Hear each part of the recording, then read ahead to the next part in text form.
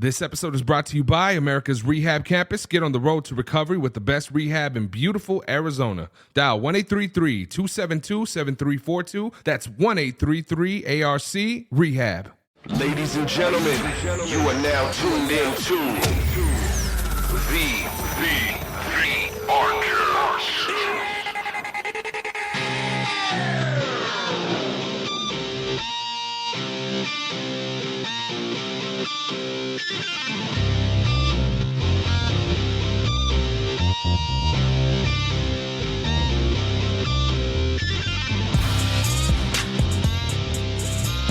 All right.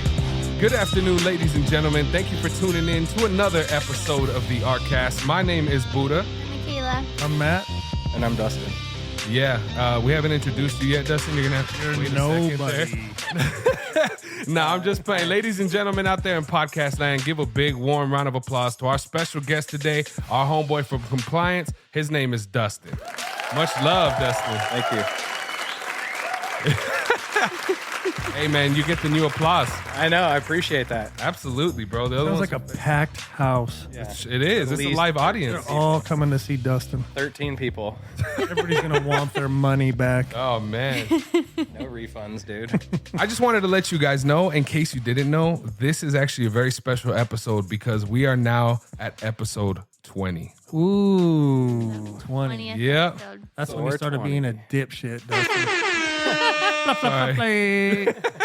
Yeah, man. So, yeah, Dustin, you're here with episode 20, brother. Congrats. Thank you, man. How you doing, bud? I'm doing good, man. Doing good. I'm very happy that you came here, man. We had you on last time, and you had like 3 words, so now I want to hear you speak a little bit more. Yeah, I got weaseled on here. So here I Now am. you're on the hot seat, so you get Yeah. more than 3 words. Exactly. Oh, man. Well, dude, as you know, I had to get it set up for you. We got everything ready to go. I even put the fish tanks on for you. Relaxing it. There you go, man. So, as you know, because you've been a part of this before, we bring different people in here all the time, talking about their testimonies, things that they've experienced in their life, how they ended up finding sobriety and where they're at now, So that's one of the reasons why I'm so grateful to have you in here, man. I just wanted to hear your story a little bit and introduce the world to you. What do you do here at ARC? So I've been with ARC since April 1st of last year. Okay. I do a little bit of everything. I mainly focus on compliance, kind of the back end of things, making sure charts and stuff like that are up to date. People are getting their stuff done on time in compliance with Joint Commission and in-state regulations. Heck yeah. all the boring shit. Yeah, exactly. All the boring shit, yep. Exactly. That's why we got him. So how long have you always worked in this type of a field, or is this new to you? So I've worked in behavioral health for about 6.5 years now. Okay. I worked at a previous employer for about 5 years, and I've done a little bit of everything. I ended up doing compliance and stuff towards the end of my last employment, and kind of took on that same role here with, been given some opportunities to learn, and I'm always about learning new things and kind of challenging myself. So I've really been provided that opportunity here at ARC. That's cool. So, but yeah, I mean, I started out doing volunteer work, kind of like a BHT night manager type thing. Okay. I've ran groups, done, case management, did admissions for a couple of years, Wow. and then compliance. So I've done a little bit of everything, man. That's what's up, man. Well, it's definitely a pleasure to have you here, brother. Every time you're in the room, you always make everybody laugh and stuff. I always appreciate that. You know what I mean? I try. So let's go back to the beginning. I wanted to know, are you in recovery yourself? I am, yeah. You are, okay. What is your story with that, man? When did everything start with you? I guess, like you said, you see people come from all different walks of life and stuff like that. I tend to think that mine is, a little bit more boring, right? I grew up, I had a pretty normal childhood, man. I was a single child. Parents, I always had food on the table. I always had a roof over my head. I was able and blessed to, travel around with my parents and stuff like that. And, I had pretty much everything I needed plus more.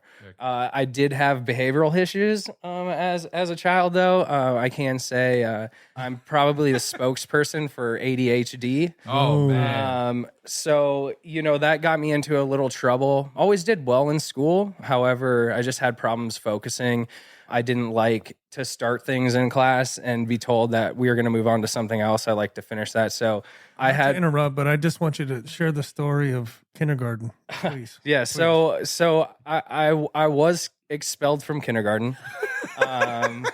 Who the hell does that happen to? Me. And Oh man. but yeah, so to piggyback off of those behavioral issues, that's really kind of when it started, right? And I'll never forget my mom. You know how your parents, they save art projects and stuff that you do as a kid and Yeah. stuff like that.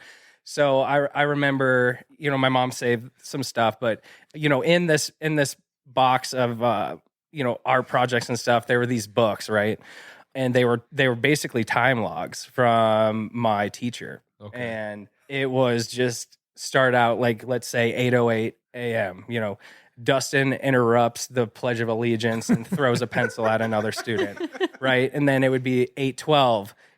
Dustin punches another kid because they took his glue stick. But it was just this log, and it was just literally every 3-4 minutes it was something I was doing wrong. But so I was in and out of the principal's office, just really bad behavioral issues. Ultimately, I got kicked out of kindergarten because I pinched a kid in the back of the neck with a pair of nail clippers that I brought from home. So Where can we get a copy of these logs? I can find them. I would definitely sift through that laughing my ass off all day. Yeah, it was definitely, looking back on it now, very comedic, but I can guarantee it was a pain in the ass for my your parents. Dude, that was me all day. ADHD, man. I was horrible. My mom tells me all the time, like she says that if I didn't get shit at the store that I wanted, that I would get on the floor and like pound and like everything. And she would just leave me there and walk away. And like I got in trouble kindergarten too. Yeah. I remember that type. Yeah, man. Adderall. They threw me on that shit early. I was the angel child. I went up to my grandma and kicked her and said, I'll go in timeout now because I just wanted to know what it felt like. You excused yourself? Yeah. Wow. Yeah, but I mean, yeah. So I mean, I think I was on about 40 milligrams of Ritalin, as a kindergartner, but I guess one of the things, I still deal with it today. I choose not to deal with the medications, although I could probably use them. But I've kind of grown out of it and learned. But as kind of a side note of that, like I feel like I can kind of attribute that mental health and like the ADHD to my addiction in a sense that I always felt different, right? Because I would have to go to the nurse's station, a couple times a day to get my medications. And, my mom and my dad saw this and like, I wouldn't eat and stuff. And I felt different. I didn't feel like myself. Right. And so I think it kind of played, a part in my addiction, like later on.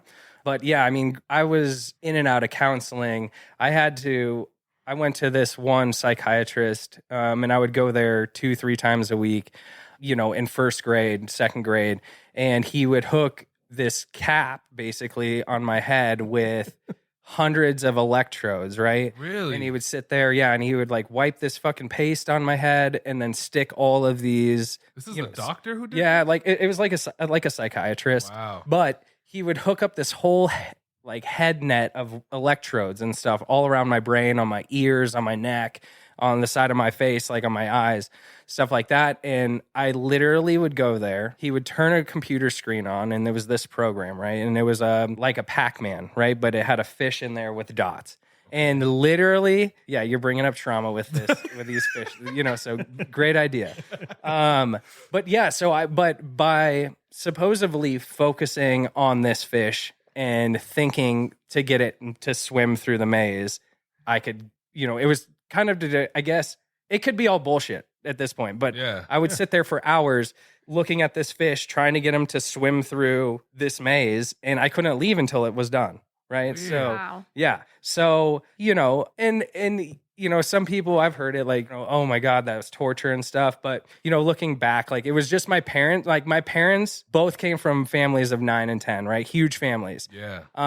I'm an only child, and like After they had you, they're like, yeah, no more. exactly. They were like, we are absolutely not even doing this again. Yeah, you we're know, better off adopting from a different continent. yeah, or just getting rid of this one Yeah. and just Let's going. sell Yeah. No, they'll probably bring them back, honey. Yeah. But like it was all new territory, for my that's parents, crazy. and so like.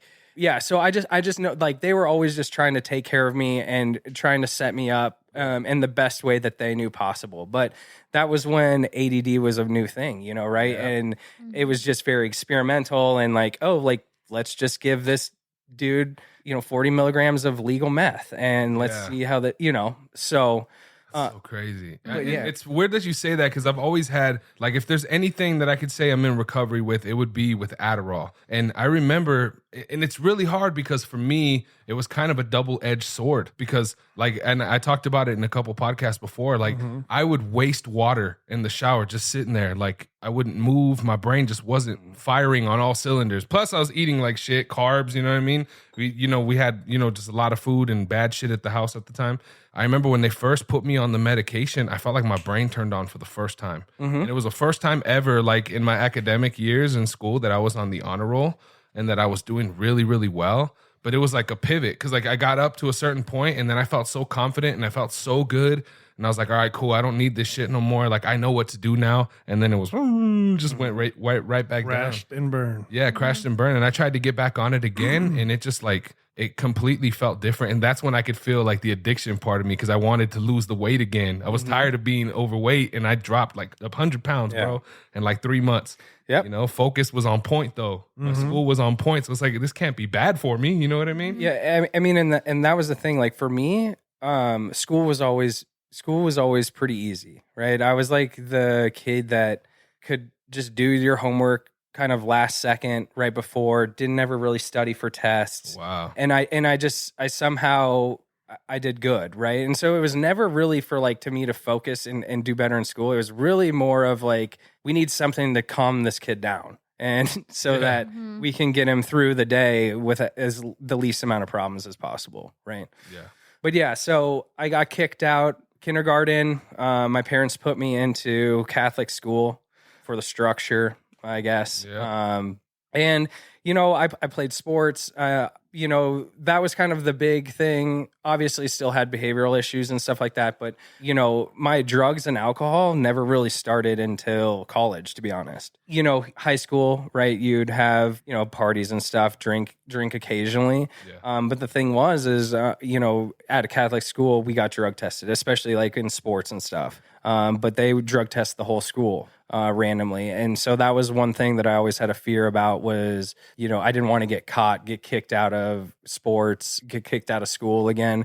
So I maintained kind of a good lifestyle until college, right? Got an academic scholarship to ASU. And the second I moved out, it was like I hit the ground running, right? My parents, again, growing up, used to think they were super strict. I lived in a prison, and this and that, right? But like looking back on it now as I'm older and stuff like that, they just wanted to keep me in line and try and provide me with the best possible source to move forward. But my parents were always against drinking, like any drugs. It was just my mom side of the family, huge alcoholics. My grandpa, I never met him. He passed away. I watched an uncle of mine literally drink himself to death, which was, pretty significant and pretty eye-opening, especially for like my age and everything like that. And just watching literally someone drink themselves to death. How old are you when that happened? I was probably 8th grade or so when he passed away. So I I have other uncles and aunts that are on that way, on the way of doing that same thing. Yeah. And so kind of growing up, I was like, I also always had that in the back of my head of like, oh, I don't want to end up going down that path. So I kind of stayed away. But like I said, when I moved out, I kind of had that green light. I didn't have my parents watching over my back. I didn't have to report to them. I could go to my own apartment at night, so I just kind of started experimenting. And your mom and dad, they never had like the occasional wine or any of that type of stuff? I mean, my mom and dad had beers after work. A lot of people would say that they're alcoholic just because they had a couple of drinks, whatever it is. But no, they would have a couple of beers at dinner, after a hard day of work and stuff like that. But that was about it. That's crazy. Okay. So you ended up going to college. You were at ASU and you hit the Number ground one running, party huh? school. Man. Well, it was. I don't know if it still is. Yeah, it is. Yeah, and STDs, I believe. But yeah, so basically I just, I hit the ground running. Just, started with marijuana, drinking, getting into cocaine, just dabbling around with everything. I started getting into the oxys back in the day. I had gotten them from someone close to me that was getting them, but never really used them. So I would trade them weed for it, and I would get a whole bunch of these 30s, right? Wow. And I liked the way they made me feel. They were really cheap because I basically got them for free. And it was kind of before the whole oxys and opiates kind of Blew up. yeah, right before that started blowing up, and then so I would do them here and there and stuff, and I, I'd give them out to my friends, not knowing, and that kind of just continued, and I'll never forget, like it kind of started getting out of hand where I was doing it, and then I would run out of them, right, and I would just be like, man, I feel like shit, like I don't, I don't know what's going on, like. And so basically, like I got addicted without even knowing that, I didn't know what withdrawals were like from opiates. I didn't know that you could get them. I was very blind to that, So I just kind of did them to have fun, as a part of the party scene, And then, like I said, before I knew it, I realized that I was shitty. And I did one, and I'll never forget it. And I was like, oh my God, like I feel better. And I was talking to someone, like a buddy, and I was just like, yeah, dude, like I feel like shit, like when I wake up in the morning and stuff. And he's like, yeah, like you're probably withdrawing, and I was just like, from what, and like it kind of, and then it kind of all pieced together and made sense, like here I am, like snorting, 5 to 10 of these 30s a day, and like just not even knowing like what I'm doing to myself until it's too late. So what type of high were you getting that's different? Like how did it make you feel from going from the Adderall as a kid, which focused you, to these opiates? Because it's a complete different thing for especially people like us that have ADD and stuff like that. Yeah. So like here's the weird thing, and like I tell this to people like all the time. So if, like for me, opiates, they have kind of like a reverse effect. Now, granted, once you cross that line of like just too much, I mean, everyone just passes out and is drooling on themselves. Like but give you right, energy. and yeah, but like exactly, like in a moderated amount, like it would give me energy, and I would be like, I'd be excited and just want to get out there and do stuff, and like I said, it just gave me energy. Meth, which I also got into like later on, which is kind of that same family of the Adderall and stuff, was that one that dulled me down, right? It kind of took the way that I see things and the way that I naturally act. Like I'm very energetic and stuff like that, always have been. So, that meth or the stimulants like that, they just really dumb me down. And center you. Exactly. Does coffee do that to you too? I don't drink coffee. Wow. But he does suck down monsters left and right. I do. I mean, come on. I do. Let's go. I do. Absolutely. But yeah, so Do like you really drink Monsters? I do. Yeah. And they calm you down? A little bit. Like it's up and down, dude. Okay. Like I can focus, right? Yeah. Like I'll drink them and I can help. It'll help me focus and stuff like that. But yeah, it's weird. Yeah, no, I feel you. It's like whenever the coffee's my thing now. So I'll drink a shit ton of coffee, and I get to like that borderline feeling where I'm like, all right, that's too much. But my focus is good at that point. You know what I mean? Yeah. See, like, I mean, like I hate that jittery. Yeah, me like too. That just because I don't feel like myself. But yeah, like I was saying, like the opiates and stuff like that, they made me feel good. I had that euphoria feeling. Yeah. But I could also like felt like I could go out and get shit done and stuff. So nuts, man. yeah, for me, like it was different, right? Mm-hmm. So what year are we talking in college? Are you like a freshman at Oh this yeah, point? yeah. I immediately started. Really? No Yeah, shit, dude. absolutely.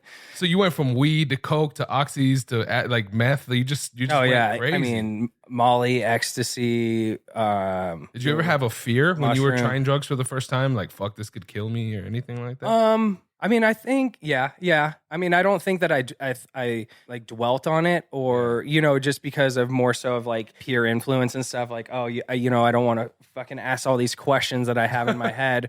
All right. About like, what the Hey, fuck what's is- this gonna yeah, do to me? Exactly. Like, How's it I don't gonna want to make be me that. feel? Yeah. Am I going to be okay? Yeah. Bro, what's going on? Exactly. Yeah. So, so I kind of just like, let's find out, Wow. Let's you know. go. Yeah. So yeah, for me, like, I mean, the only time I can think is like the first time I did ecstasy, and like we were at a huge party and I took one, and it was just like a sardine packed in this house, and Yeah. I started getting really hot and sweating, and there was people all around me, and I like literally thought I was gonna die, and I like went outside Oh, and my God. threw up, and then I was ready to go. Yeah. But yeah, it was just kind of like a trial and error type thing for me, man. All right, so you were away from college. I'm guessing you didn't see your family very often at this point. I mean, I still like saw him and talked to him and stuff like that. I was still manageable, right? Like I would say that it started, like the unmanageable part of my use probably started in about like my junior year of college Yeah. or so. Like that's when, I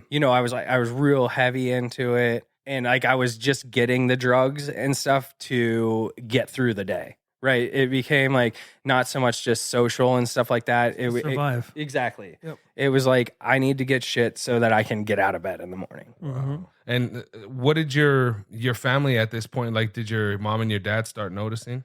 I mean, yeah, I don't know exactly when, right? But then, like, obviously, like, when I got heavy into it, and like I said, long story short, they had I started with the oxycodones, like the 30s. I started getting the 80s, the Oxycontin 80s, which they took those off the shelf, probably around my senior year of college. They stopped making those. And so they were impossible to find, very expensive. And so like the only thing that I could turn to in that sense was I was introduced to heroin, right? So that's when and that's how I got into heroin and started using IV and stuff like that. So I would think like right around that time, probably even before, I probably thought that I was playing it off real well, but being sober now, and like you run into someone that you know is using and stuff like that, it's easy to tell. Like again, my parents weren't super educated on any of this. They never did anything. I think my dad smoked weed one time in the military, and he started freaking out, he said, and he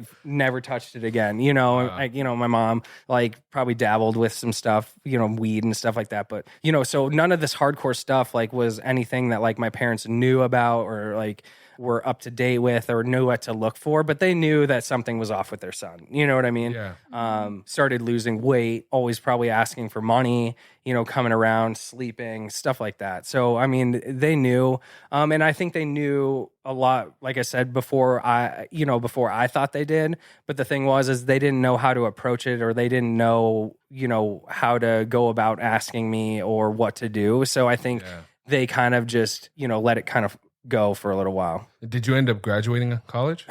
Somehow I did, actually.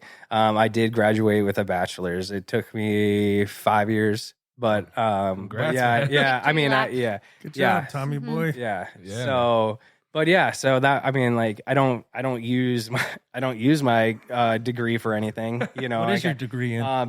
Industrial design management. Is that like making clothes? No, but it's like so industrial design is like product design. So, just like an architect designs a house, an industrial designer would design, like, it could be furniture, electronics, Wow. like any new products. Like that's the design behind it. Wow, that's cool, man. Well, you got your degree. That's good though. Yeah. So when did recovery and the world of like did you know anything about recovery before this? I had no idea, man. And like, it was funny because like when Johnny was on, when I was here a couple weeks ago, and how he was talking about how, he had no idea about recovery and stuff like that. And like now me working in it, I'm like, oh, dude, granted it wasn't as big probably back then, but like now it's like, it's everywhere. Right. But I had no idea. Like I didn't know about AA meetings. I didn't know about, detoxes, residential treatments or anything like that until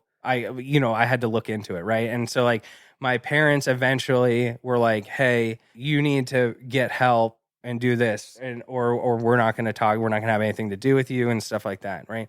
So I get online. I got to research this, right? Of course, I look up shortest treatment, options, for drugs, right? And like one of the options was detox. And so I'm like, okay, like what's detox, right? And I'm like, oh, it's like 3 to 5 days. Like this is perfect. That's all I need, right? I just need to get off the drugs, right? Get off and you're good. If I can just get off of it, I'll be fine. So I went to St. Luke's, I think, and I completed that, was there for like 3 days, got out, put on the face and, got high that night. You know what I mean? So, but then I started getting into legal trouble, right? And that's kind of where, and I got in a lot of legal trouble fast. I got caught up with a buddy selling weed to an undercover cop in 2016. Oh, that scared me. That's one of the new That's ones. a new one. Yeah, but yeah, so that kind of started my whole thing. I spent like 3 weeks in jail for that. Funny story is I get out of jail, right? And I get put on probation, and I got to go meet my probation officer up in Scottsdale, right? It's the first time I'm going to meet her. I had gotten in a car accident and totaled my car, so I didn't have a car. So I needed, and I didn't have I did have my license, but I just didn't have the car, right? So I needed my buddy to take me up, and he was like, "Yeah, I'll take you up," or whatever. We end up getting fucking really high. He ends up passing out. I can't wake him up. I need to get to my appointment. So he mumbles, you can take the car or whatever. So I take his car, right? I get up there. You have to go through security checkpoint, right? Metal detectors in the front. So Is this the one off Raintree? Over yeah, at Costco? yeah, exactly. Yeah. So I'm walking in there and I'm like, okay, this is going to be fine. We're going to get whatever. I put all my stuff on the thing, send it through. Security guard grabs the keys, like the car keys. And I see immediately on the car keys, it's got one of those little metal pill holders. Oh, man. Right. And so I'm like, oh shit. I didn't even think about this. I don't know what's in there. But there's a good chance that there's something in there. Right. Oh. So he unscrews it.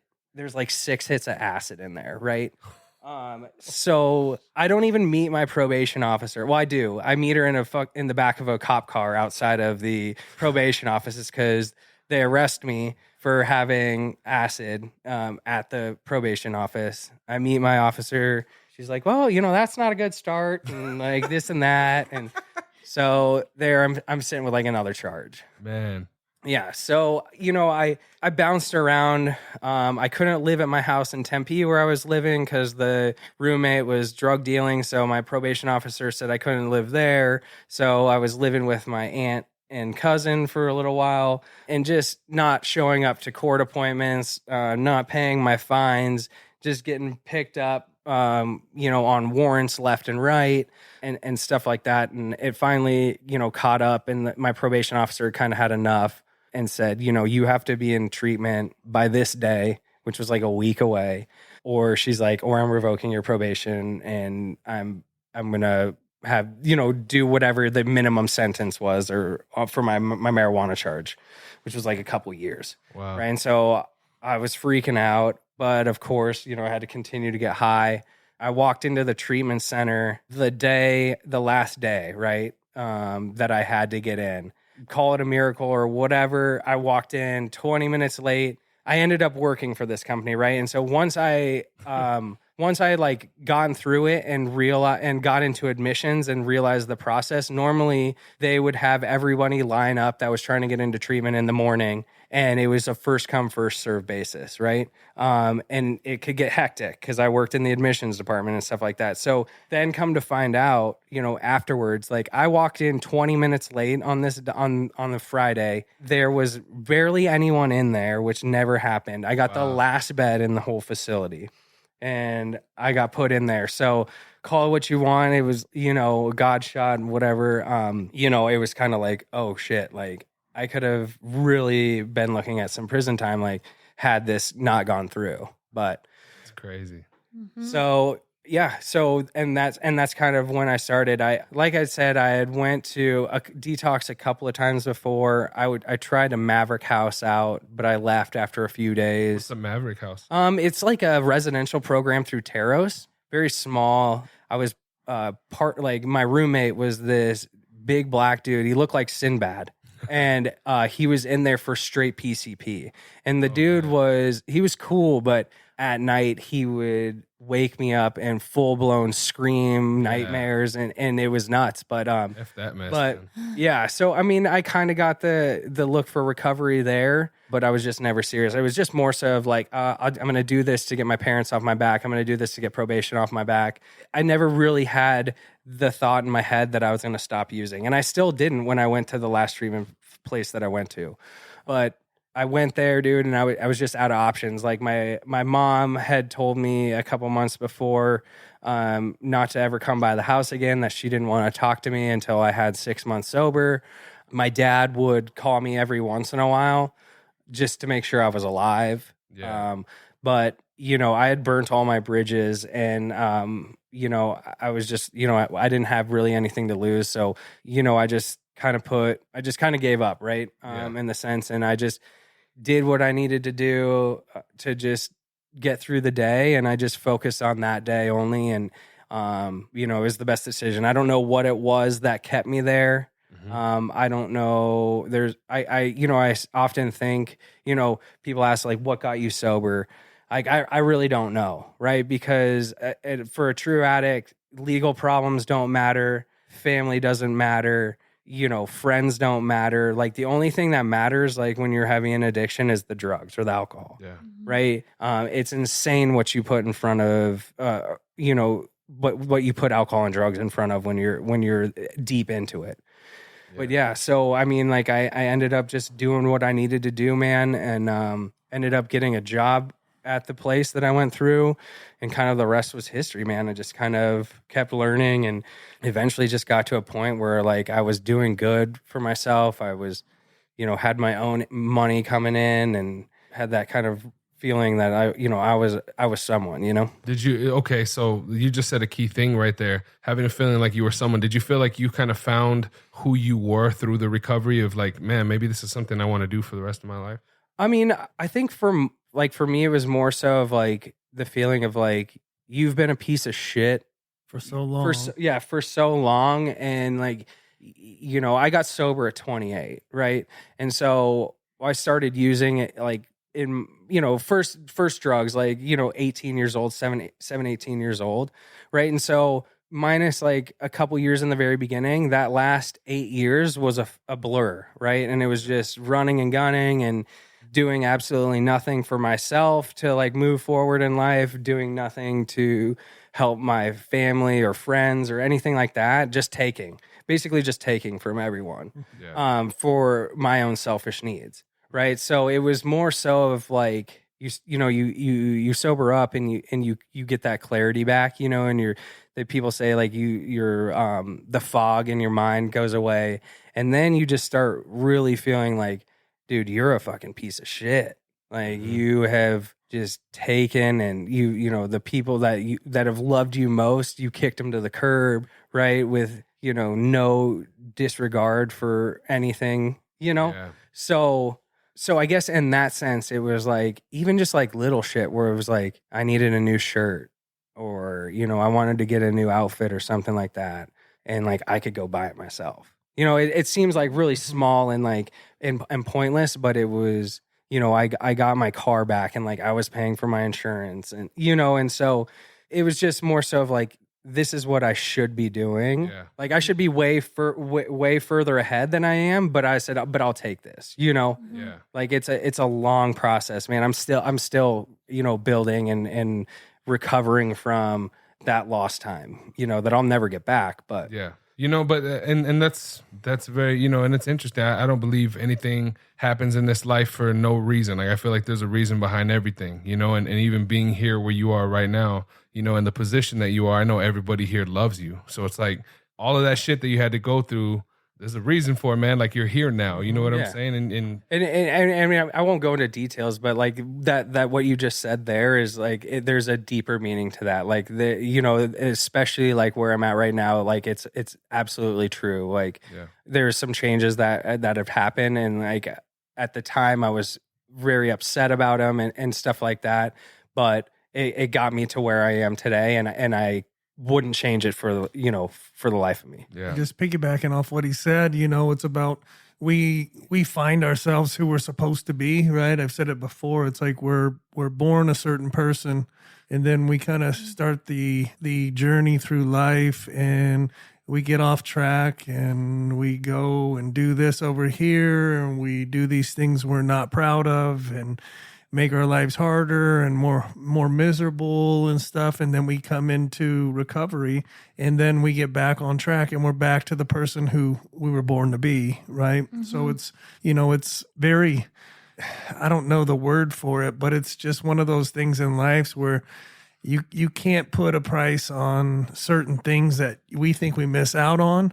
or that we think that we're not accomplishing, right? All these things, but it doesn't really matter at the end of the day because it all matters about what I'm doing today, because today's even going to be over in a few hours, right? So whatever I do today, I'm going to wake up in the morning and I'm going to do better tomorrow. Yeah. You know, and all that stuff in our past, you know, sitting in that shame and that guilt and that shit, I'm notorious for it. You know, I can beat the shit out of myself nonstop. And when I'm alone in my head, it's the worst place to be, you know, over all the decisions I made and things that I did and the shit I put my family through, kids through, all that stuff. But, you know, if I wouldn't have done all that stuff, I wouldn't be exactly where I'm at right at this moment. And I think Dustin touched on that. You know, it's like the good and the bad.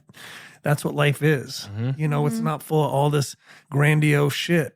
You know, Jeff Bezos, the richest guy in the world, guarantee you he has some shit that he doesn't want to deal with and he's got to go through.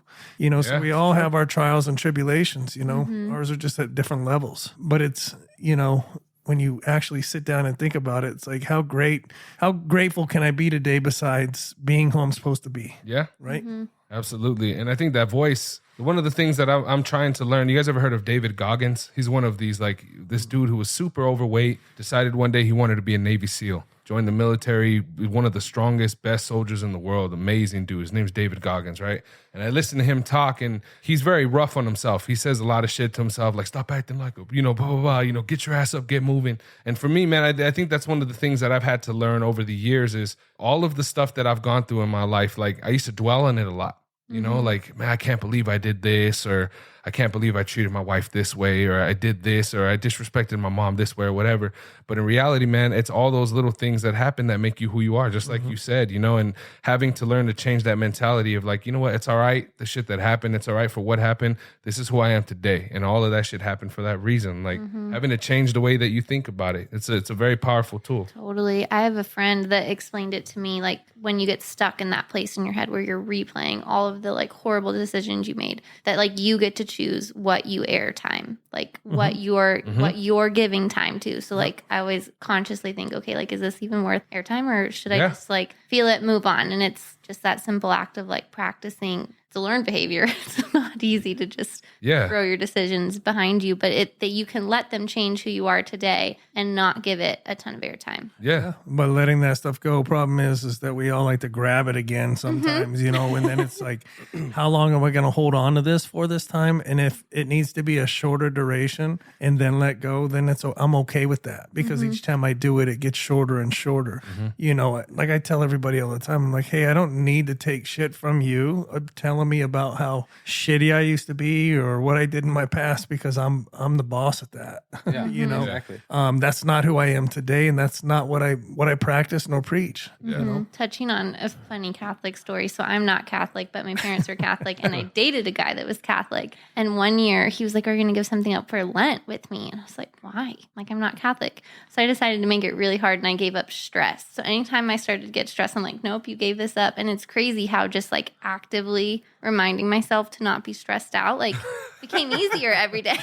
Yeah, man, you're supposed to give up something that you love, man. That's crazy. You gave well, up I challenged stress. myself. Hey, you know what? I respect it. Yeah. I respect it. Yeah, no, that's funny. that is funny. This could be a good question. What is something that you would tell someone that maybe like is sitting in that place of like, whoa, I didn't know I could get addicted to this, and are sitting there? Like, do you think that there was some like a moment where you're like, this is what I need to do, or it was just everything pushed you and the probation pushed you to getting help? Yeah, I mean, and seeing like everyone, you know, that's a huge question, right? Because in my mind, like coming from, you know, my addict history, there was nothing that anyone could say to me at any time to get me to, you know, to not do drugs, or you know what I mean? Like, totally. If I didn't want to do it, if I wasn't ready, or I didn't want to even put in an effort, there's nothing that anyone could say. Like I said, you know, my parents who have loved me unconditionally and provided me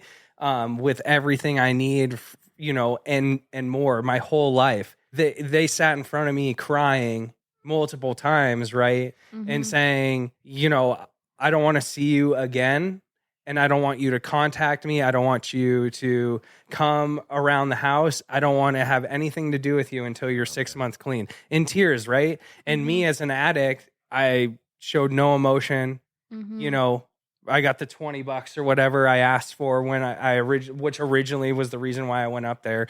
And, you know, and I took that money with no emotion, with my mom bawling her eyes out, right? And I took that $20 and I went and I immediately got more drugs and I got high and I shut that out, right? So for me, like, I'm always available to talk to someone, like if they have questions and stuff like that. But the major thing is there's nothing I could tell, you know, someone that's struggling. I can try and give them examples of how what I've done with my life and how recovery has played a role in my life and how I've gotten back on track.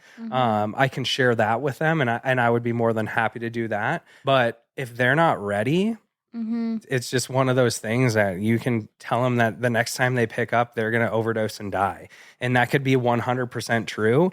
And they will still go out and use that and try it. You know what I mean? So it's Not until you're ready. yeah, it's Everybody's just different. it's one of those.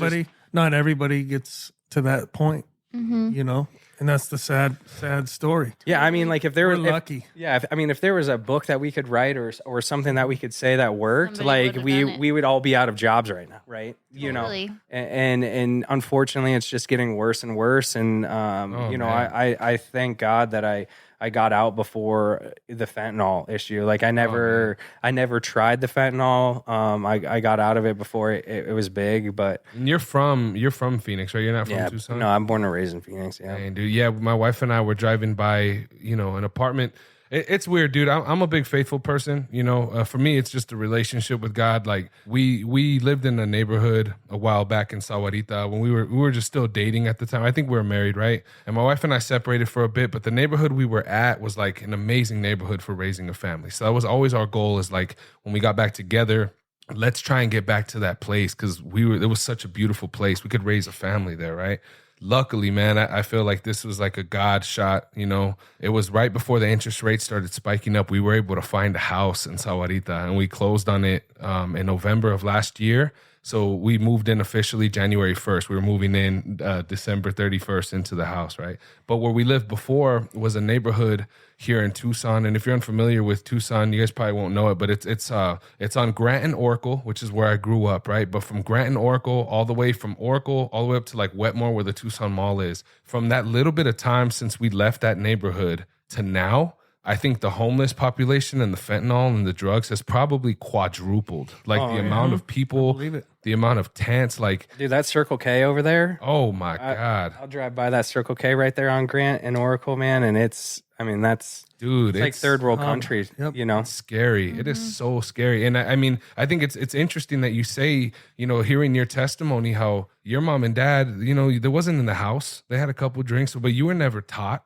to use drugs or whatever it was. It's just their decisions. And it doesn't matter how much we try and harness our kids and shelter them. Like ultimately, they're going to go into the real world eventually, and they're going to make their own choices, you know? Yep. And I mean, and that's, you know, and that's the thing. And like, you know, no discredit to the way that my parents raised me, but you know, I think that in my head, right, they were doing everything that they possibly could, and they did a great job. But then you have the way that I was taking it, and I was taking it as like, oh, they're just being super hard on me, they're being unfair, all this, right? And so all these things that I couldn't do when I was in the house, right, they became exotic, right? And like we as humans gravitate towards things that are exotic. If you tell me I can't have something, The forbidden fruit. exactly. Want If it. you tell me I can't have this or I can't do this, you best believe I'm going to go try and do it. So you just pulled an Eve. You know, yeah, exactly. I just doomed the whole Yeah, whole you world, doomed you know. But you know, so it's just, you know, like you can do, yeah, like I said, you can do anything in your power to try and stop it. It's just, Dude, my dad, undercover narcotics officer. Yeah. All these scary stories of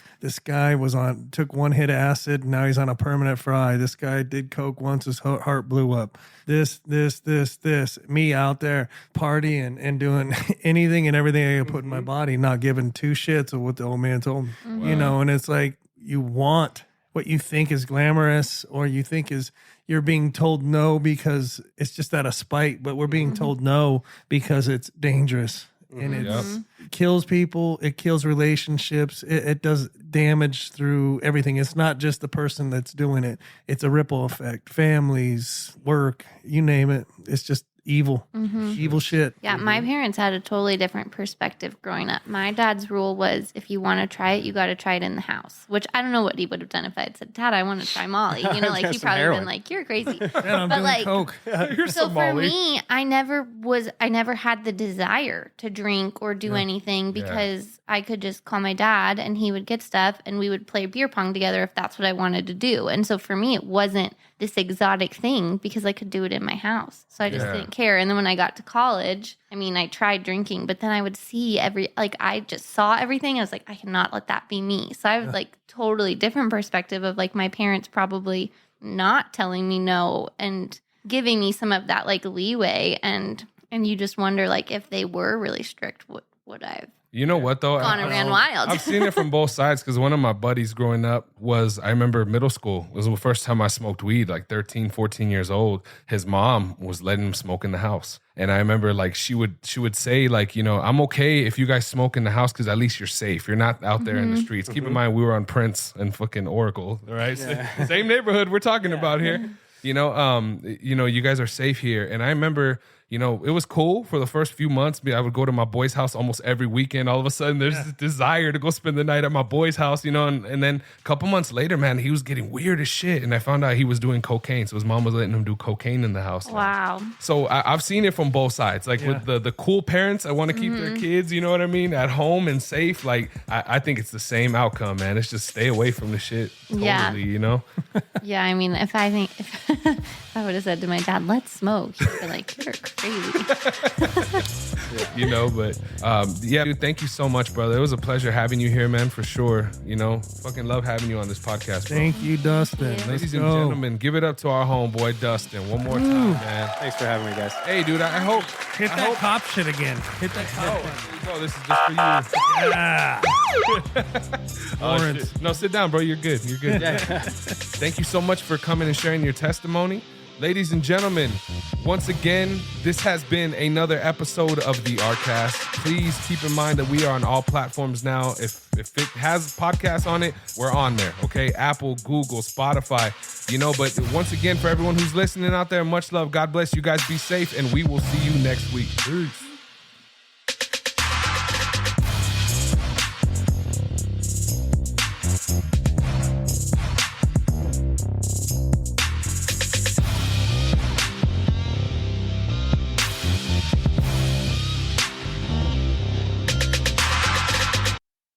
What's going on, everybody? This is Buddha from the ARCast, and I just wanted to thank you for checking out this week's episode. It means a lot, and if you could share it with a friend or a loved one, somebody you need in recovery, or maybe somebody who just needs that little bit of extra positivity in their life, we'd greatly appreciate it. If you would like to join us here on the ARCast, either in the studio live or online, hit us up. The links are down in the show notes of this episode, and on there, you can find direct links to our main website here at Americas Rehab Campus and all of our social media platforms. Follow us. We keep the posts positive and motivational, focused on recovery, health, and wellness. As you know, in this modern day and age, we need as much love as possible, y'all. And as always, if you or somebody you know is in need of substance abuse treatment, please don't hesitate to give us a call. We're open 24 hours a day, and our direct phone number is 1-833-272-7342. Once again, that phone number is 1-833-272-7342. I hope you all have a beautiful rest of your day. Much love and God bless.